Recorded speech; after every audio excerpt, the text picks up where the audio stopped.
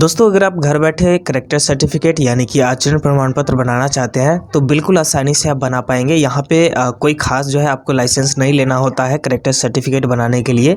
आप खुद से भी ऑनलाइन अप्लाई कर सकते हैं और साथ ही ये जल्द से जल्द बन के भी आ जाता है। लगभग अगर मान लीजिए आप 2 दिन के अंदर बनाना चाहते हैं तो वो भी आप कर सकते हैं। किस प्रकार से आपको करना है बिल्कुल स्टेप बाय स्टेप देखेंगे। साइज दोस्तों आखिरकार ये करेक्टर सर्टिफिकेट बनाया क्यों जाता है, तो जैसा कि मैं आपको एक एग्जाम्पल दिखा देता हूँ। तो जैसा कि देख पा रहे हैं गवर्नमेंट जॉब यानी कि अगर आप सरकारी जॉब के रिगार्डिंग अगर आप कोई फॉर्म भरे हैं तो वहाँ पे आपको करेक्टर सर्टिफिकेट देना होता है। और सबसे ज़्यादा जो करेक्टर सर्टिफिकेट गवर्नमेंट जॉब में लगता है वो फोर्स लाइन में यानी कि जो भी पुलिस फोर्स है उसमें आपको ज़्यादातर जो है यहाँ पे करेक्टर सर्टिफिकेट देना होता है।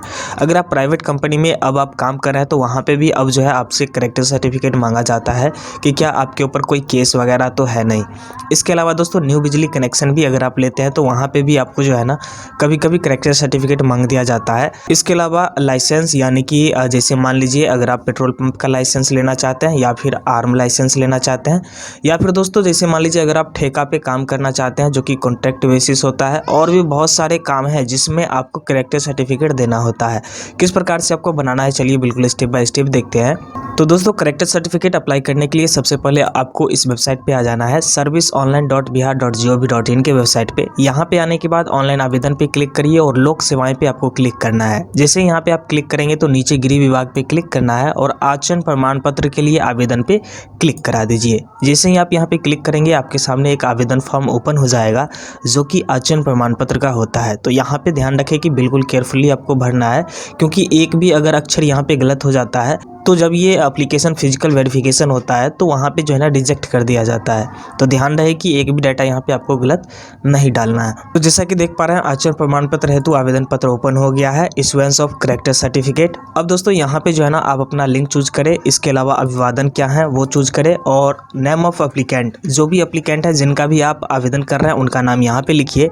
यहाँ पे जैसे कि मान लीजिए किन्हीं का नाम सोहन कुमार है तो यहाँ पे जैसे ही आप सोहन और कुमार लिखेंगे स्पेस जैसे ही लगाएंगे तो इस साइड ऑटोमेटिक हिंदी में लिखा जाएगा। साथ ही यहाँ पे नेम ऑफ फादर जो भी एप्लीकेंट है उनके पिता का नाम यहाँ पे डालना है, हिंदी में ऑटोमेटिक लिखा जाएगा। मदर नेम यानी कि माता का नाम यहाँ पे लिखिए जो भी एप्लीकेंट है उनका। इसके अलावा अगर मान लीजिए जो एप्लीकेंट है वो अगर शादीशुदा हैं, लेडीज़ हैं, तो उनके पति का नाम यहाँ पे आप डाल सकते हैं, नहीं तो इसे आप खाली छोड़ सकते हैं।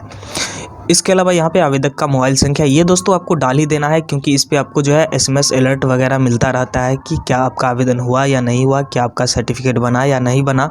तो यहाँ पे आपको एक मोबाइल नंबर एक्टिव वाला डाल ही दीजिए। यहाँ पे ईमेल आईडी आपको डाल देना है। इससे क्या होगा कि सर्टिफिकेट बना करके बाय मेल आपको भेज दिया जाता है PDF फॉर्मेट में। इसके अलावा आप अपना राज्य, जैसे कि यहाँ पे बिहार ऑलरेडी सिलेक्ट रहेगा, आप अपना यहाँ से जिला चूज करेंगे कि किस जिले के अंदर आप आते हैं। और इसके अलावा आप अपना अनुमंडल चूज करेंगे कि कौन से अनुमंडल के अंदर आते हैं, और प्रखंड यहाँ पे आप अपना चूज करेंगे कि कौन से प्रखंड के अंदर आते हैं। आप अपना गांव का नाम लिखिए, ऑटोमेटिक यहाँ पे हिंदी में लिखा जाएगा। पोस्ट ऑफिस यहाँ पे लिखिए, ऑटोमेटिक हिंदी में लिखा जाएगा। वार्ड संख्या जो भी आपका है वो यहाँ पे लिखना है। पिन कोड जो भी है आधार कार्ड के अकॉर्डिंग यहाँ पे आपको लिखना है। स्थानीय निकाय का प्रकार, अगर आप ग्राम पंचायत से बिलोंग करते हैं तो इस पर क्लिक कराएंगे और कौन सा पंचायत है आपका वो पंचायत यहाँ से सिलेक्ट करना है। अगर वर्तमान पता, जैसे कि मान लीजिए यहाँ पे जो आपने पता डाला है अस्थायी पता, अगर ये परमानेंट एड्रेस अगर आपका यहाँ पे प्रेजेंट एड्रेस है तो नॉर्मली इस पर क्लिक कराएं।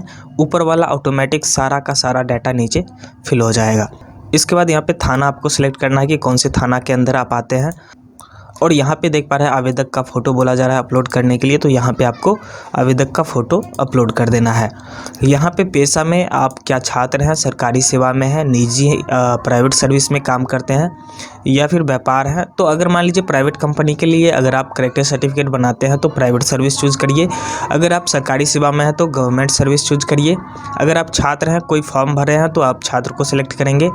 किसान है, गृहिणी है, अन्य, अगर मान लीजिए इनमें से कोई नहीं है तो अन्य पे क्लिक करके आपको यहाँ पे लिख देना है।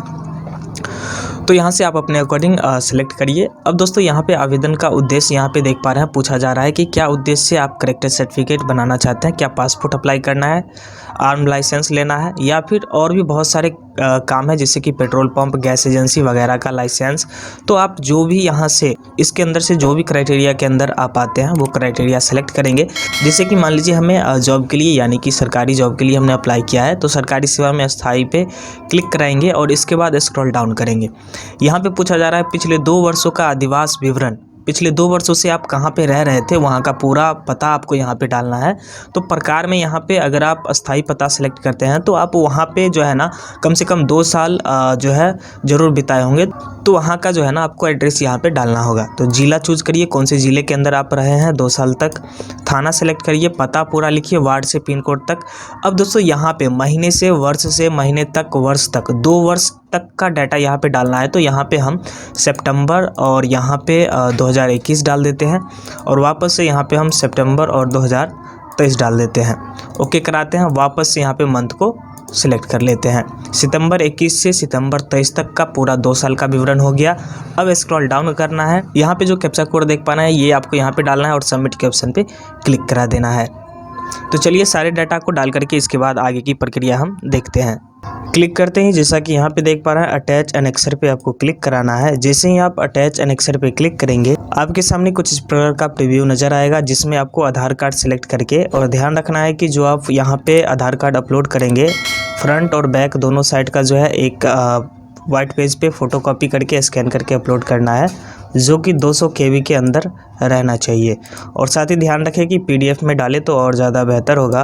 और सेव एनेक्सर पे क्लिक कराना है।